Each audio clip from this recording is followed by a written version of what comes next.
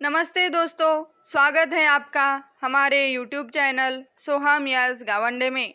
चलिए सुनते हैं पूजनीय बापूजी के सत्य के प्रयोग अथवा आत्मकथा और हमारे जीवन को और भी सुंदर, सरल और सफल बनाने का प्रयास करते हैं। सत्य के प्रयोग अथवा आत्मकथा, लेखक मोहनदास करमचंद गांधी। विषय महाप्रदर्शनी। सन 1890 में पेरिस में एक बड़ी प्रदर्शनी हुई थी। उसकी तैयारियों के बारे में मैं पढ़ता रहता था।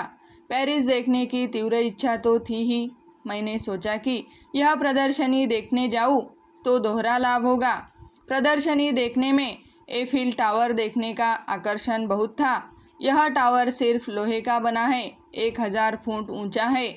इसके बनने से पहले लोगों की यह कल्पना थी कि 1000 फुट ऊंचा मकान खड़ा ही नहीं रह सकता। प्रदर्शनी में और भी बहुत कुछ देखने जैसा था। मैंने पढ़ा था कि पेरिस में एक अन्नाहार वाला भोजन गृह है। उसमें एक कमरा मैंने ठीक किया। गरीबी से यात्रा करके पेरिस पहुंचा। 7 दिन रहा। देखने योग्य सब चीज़ें अधिकतर पैदल घूमकर ही देखी। साथ में पेरिस की और उस प्रदर्शनी की गाइड तथा नक्शा ले लिया था। उसके सहारे रास्तों का पता लगाकर मुख्य मुख्य चीज़ें देख ली। प्रदर्शनी की विशालता और विविधता के सिवा उसकी और कोई बात मुझे याद नहीं है। एफिल टावर पर तो 2-3 बार चढ़ा था, इसलिए उसकी मुझे अच्छी तरह याद है। पहली मंजिल पर खाने पीने का प्रबंध था। यह कह सकने के लिए कि इतनी ऊंची जगह पर भोजन किया था। मैंने 7.5 शिलिंग फूंक कर वहाँ खाना खाया।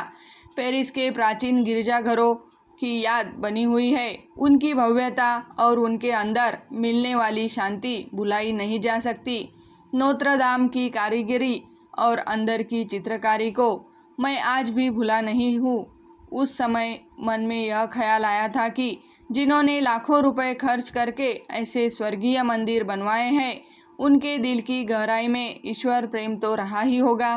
पेरिस की फैशन, पेरिस के स्वेच्छाचार और उसके भोग विलास के विषय में मैंने काफ़ी पढ़ा था। उसके प्रमाण गली गली में देखने को मिलते हैं, पर एक गिरजाघर उन भोग विलासों से बिल्कुल अलग दिखाई पड़ते थे। गिरजों में घूमते ही बाहर की अशांति भूल जाती है। लोगों का व्यवहार बदल जाता है। लोग अदब से पेश आते हैं। वहाँ कोलाहल नहीं होता। कुमारी मरियम की मूर्ति के सम्मुख कोई न कोई प्रार्थना करता ही रहता है। यह सब वहम नहीं है, बल्कि हृदय की भावना है। ऐसा प्रभाव उस समय मुझ पर पड़ा था और बढ़ता ही गया है। कुमारिका की मूर्ति के सम्मुख घुटनों के बल बैठकर प्रार्थना करने वाले उपासक संगमरमर के पत्थर को नहीं पूजते थे, बल्कि उसमें मानी हुई अपनी कल्पित शक्ति को पूजते थे।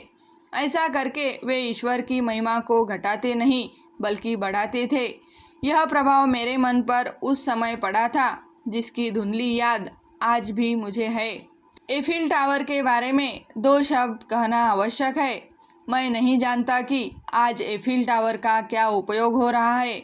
प्रदर्शनी में जाने के बाद प्रदर्शनी संबंधी बातें तो पढ़ने में आती ही थी। उसमें उसकी स्तुति भी पढ़ी और निंदा भी। मुझे याद है कि निंदा करने वालों में टॉलस्टॉय मुख्य थे। उन्होंने लिखा था कि एफिल टावर मनुष्य की मूर्खता का चिन्ह है, उसके ज्ञान का परिणाम नहीं। अपने लेख में उन्होंने बताया था कि दुनिया में प्रचलित कई तरह के नशों में तंबाकू का सेवन एक प्रकार से सबसे ज़्यादा खराब है। कुकर्म करने की जो हिम्मत मनुष्य में शराब पीने से नहीं आती, वह बीड़ी पीने से आती है। शराब पीने वाला पागल हो जाता है, जबकि बीड़ी पीने वाले की अक्ल पर धुआं छा जाता है और इस कारण वह हवाई किले बनाने लगता है। टॉलस्टॉय ने अपनी सम्मति प्रकट की थी कि एफिल टावर ऐसे ही व्यसन का परिणाम है। एफिल टावर में सौंदर्य तो कुछ है ही नहीं। ऐसा नहीं कह सकते कि उसके कारण प्रदर्शनी की शोभा में कोई वृद्धि हुई। एक नई चीज़ है, बड़ी चीज़ है, इसलिए हजारों लोग उसे देखने के लिए उस पर चढ़े। यह टावर प्रदर्शनी का एक खिलौना था और जब तक हम मोहवश है, तब तक हम भी बालक है। यह चीज़ इस टावर द्वारा भली भांति सिद्ध होती है। मानना चाहे तो इतनी उपयोगिता उसकी मानी जा सकती है। यह प्रयास अच्छा लगे तो चैनल को सब्सक्राइब, लाइक और शेयर करें। धन्यवाद।